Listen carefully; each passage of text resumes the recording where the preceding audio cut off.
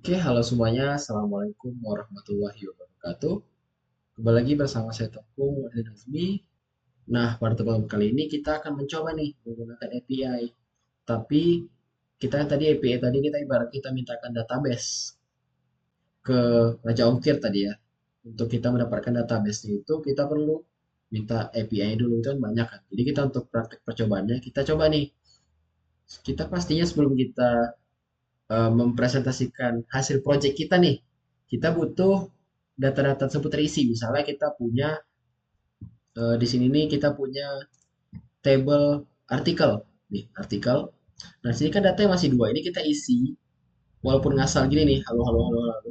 Tapi tetap aja kalau misalnya kita buat data dummy kita butuh banyak nih. Kita buat 100, kita buat satu persatu, pasti ribet ya. Kita insert nih, per kolomnya kita isikan. Nah, nggak mungkin dong kayak gitu walaupun kita importnya isinya dari database, tetap aja itu bakal memakan waktu yang lama. Nah, di sini kita akan coba nih mengisikan data tersebut dengan data dummy. Nah, langkah pertamanya kita buat dulu factory untuk beritanya dengan menjalankan PHP artisan make factory berita factory min model-model.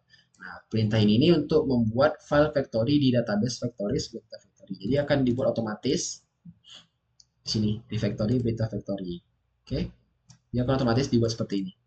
Sekaligus dalamnya seperti ini ya. Selanjutnya kita edit factory-nya. Kita modifikasi lah sedikit ya agar agar dapat menjalankan perintah yang tadi kita mengeluarkan database kosong tadi, database dummy ya. Nah, di sini kita tambahkan nih, ini yang paling penting, this faker sentence. Nah, di sini yang judul ini menggunakan fungsi faker sentence untuk menghasilkan kalimat acak sebagai judul berita. Jadi bisa isinya lorem ipsum apa terserah. Pokoknya kita kasih acak aja. Terus yang ini faker paragraf untuk menghasilkan teks paragraf yang random juga. Terus nih gambar itu fake image URL. Kan ini URL kita nggak atur ya. Jadi seharusnya gambarnya nanti tidak akan tampil. Jadi cukup, jadi judul sama isi berita ada, tapi gambarnya nggak ada. Jadi gambarnya unknown gitu. Nah, kita lakukan modifikasi ini akan jadi seperti ini. Oke, ini yang tadi ya. Nah, sebelumnya itu cuma ada ini nih. Nih, definition juga ada tapi kosong, nggak ada ininya. Nggak ada fungsi tadi nih, ada judul bisa kita buat faker sentence, nggak ada. Nah, langkah selanjutnya kita akan menggunakan factory dalam seeder. Nah, kita buka dulu file seedernya di berita seeder. Ini kita udah buat tadi pakai perintah tadi ya, yang awal. Ini berita seeder. Kita cek ini. Nah, maksud dari ini kita modifikasi lagi ya seperti ini. Nih, boleh di pause videonya terus teman-teman ikuti. Nih, di seeders berita. Nah, kita perlu modifikasi nih.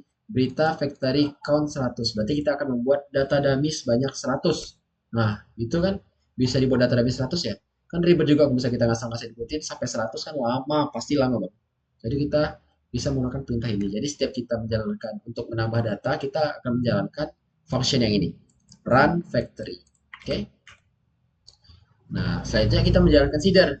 Nah, cara menjalankan seedernya kita menggunakan terminal. Kita ketikkan php tulisan db seed class minta seeder. Di sini ya, kita ketikkan, kita tambah terminalnya. php artisan db seed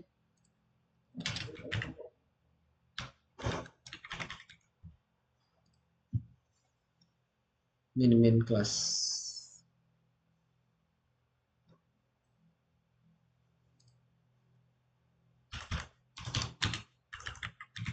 Nah, perintah ini nantinya akan menjalankan perintah seeder tadi. Jadi, setiap kita menjalankan perintah ini, maka akan bertambah terus uh, data dummy kita sebanyak 100. Terserah kita bikin di 90 juga boleh, 20, bikin 2 doang juga boleh, terserah. Oke. Nah, setelah kita tadi menggunakan API, kita database seeder ya. Kita perlu nih membuat API documentation untuk memberikan panduan penggunaan API. Jadi kita ada mau API tadi kan, kita butuh dokumentasi bagaimana kita menggunakan API tadi. API ini jalannya buat apa sih gitu. Jadi ketika pengembang yang lain melihatnya, dia dapat informasi terkait penggunaan API-nya. Nah, cara kita buat API ya kita buat kayak info dengan berbasis add OA. Ini berarti kita memberikan documentation terhadap penggunaan API kita. Nah, yang pertama kita perlu buat dokumentasinya itu di file controller. Sini kita buka ini controller. Nah, ini ya, controller yang ada di controller itu kita buat control PHP. Nah, seperti ini. Add OA info, add OA server. Nah, kita perlu isikan ini. Ini info-info yang bisa memberikan dokumentasi lah eh, kepada pengembang lainnya gitu. Setelah itu, teman-teman ketikkan aja tadi ya. Lanjutkan kita tambahkan informasi lagi. Kita pokoknya ketik aja loh nih semua ini pada skema API berita controller. Berarti dia di sini ya. Ini tadi udah kan? Nah, tutup. Sorry. Nah, ini di berita controller kita juga perlu nih OA. Terus kita tambahkan lagi ini di bawahnya. Ini semuanya info-info yang sangat dibutuhkan oleh eh, para pengembang nantinya. Karena API ini kita gunakan, kita nggak tahu nih, API ini kan bisa untuk apa aja. Kita untuk menampilkan satu berita berdasarkan ID. Nah, API-nya di sini. Nah, ini apa gitu dokumentasinya. Jadi biar eh, semua yang kita jalankan dalam penggunaan API tadi itu terdokumentasi dengan baik. Gitu. Nah, udah. Teman-teman ikutin aja. Ini bisa nanti di post-post aja videonya ya. Nih. Ini di bagian API berita controller sama. Oke, ini juga ini sama masih sama nih berita controller. Oke, ini juga agak banyak ya, tapi nggak apa-apa. Lanjut, nih ini juga ya, ikutin aja di bagian mana kan ada store, berarti di atasnya store gitu aja buat ya, patokannya ya. Ini juga ini untuk mengambil berita, ini juga untuk menghapus data, semuanya kita kasih documentation. Nah, selanjutnya agar kita dapat tadi kan sebenarnya untuk dapat mengaktifkan komentar add OA tadi sebagai dokumentasi, kita perlu menjalankan perintah ini. Tetapi sini ada yang kurang ya. Kita perlu menjalankan sebelum itu perintah yang ini. Composer require swagger. Dijalankan dulu di sini. Jadi tetap di selnya ya. Jalankan dulu perintah yang ini. Composer. Ini. Setelah dijalankan, selanjutnya kita jalankan, baru kita jalankan perintah yang ini. Nah, ini untuk mengenerate setelah kita tadi kita punya sini apa maksudnya ya? Oh, di sini kita berarti composer require dark online model swagger. Nah, kita perlu model komposernya, komposer dari OA tadi. Nah, setelah itu baru kita PHP Atesa 15 swagger ini. Kita generate semua perintah, semua OA tadi ini. Agar itu menjadi sebuah dokumentasi. Seperti itu. Nah, selanjutnya kita akan membahas mengenai middleware. Nah, middleware di sini maksudnya apa? Middleware ini memiliki fungsi utama, yaitu untuk memastikan autentikasi dan keamanan dalam aplikasi Laravel kita tadi, terutama dalam kita menggunakan API ataupun komunikasi antar dua software tadi. Nah, contohnya seperti apa? Misalnya kalau misalnya kita ingin melakukan sesuatu pada web kita nantinya, nah si malware ini, malware lagi,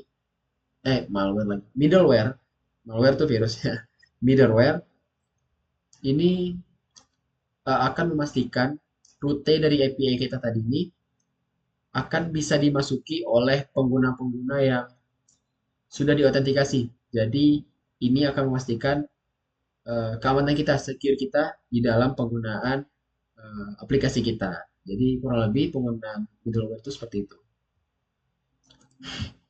Nah, kita langsung aja coba. Nah, sebelum itu kita perlu install dulu Sanctum package-nya. Nah, kita menjalankan fungsi ini. Composer. Tapi kita jalankan nih kalau kita composer, berarti ya kita balik lagi ke Laravel. Terminal. Ini cancel aja. Kita masuk lagi ke project kita. cd admin 2tf. Oh, salah. cd admin 2tf. Ini kita jalankan composer require Laravel Sanctum-nya untuk penggunaan middleware tadi di composer. Setelah itu kita perlu publish sanctum. Nah, jadi kita jalankan nih PHP recent vector publish provider. Ini nantinya akan mengkonfigurasikan file yang namanya di config, ini kan membuat sebuah file namanya sanctum.php dan langsung dimigrasi. Filenya itu akan membuat personal access token di table database kita. Oke, jadi ini nantinya ini kita fungsinya kita jalankan di terminal ya, di terminal bukan di komposer lagi. Hapus saja, jalankan nih. Dia nantinya akan membuat sanctum, file sanctum di config. File sanctum di config. Nah ini, nanti dia akan membuat file ini. Langsung dimigrasikannya langsung udah ada di sini. Dia langsung dimigrasikannya dengan membuat sebuah table di database kita yang bernama personal access tokens. Nah, jadi ini akan memberikan autentikasi dalam aplikasi kita nantinya. Nah, setelah itu ya kita perlu nanti isinya kan seperti ini ya. Kalau misalnya nggak sama kita samakan aja nih seperti ini. Sini kenapa berita app token? Karena kita kan ingin mengamankan jalur kita ke berita. Nah, untuk pengecekannya apakah middleware yang kita aplikasikan tadi sudah berhasil teraplikasikan, kita bisa langsung ke Postman. Nah, di Postman berikut kita boleh pastekan ini, linknya dari sini, kita pastekan aja ke sini nanti ke Postman, ya. Nah, untuk di sininya kita agak sedikit modifikasi, login, gitu. Nah, terus jangan langsung di send ya, kita buka dulu body, form data, kita isikan email, password. Kita udah ada di database kita. Pastikan udah ada ya database kita ya, di database kita.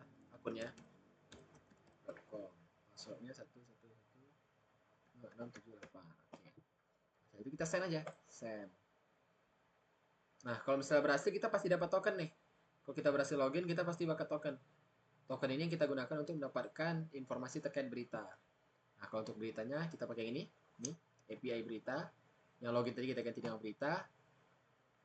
Terus kita send. Nah, authorization-nya kan ini belum ada muncul nih datanya. Kita pilih yang barrier token.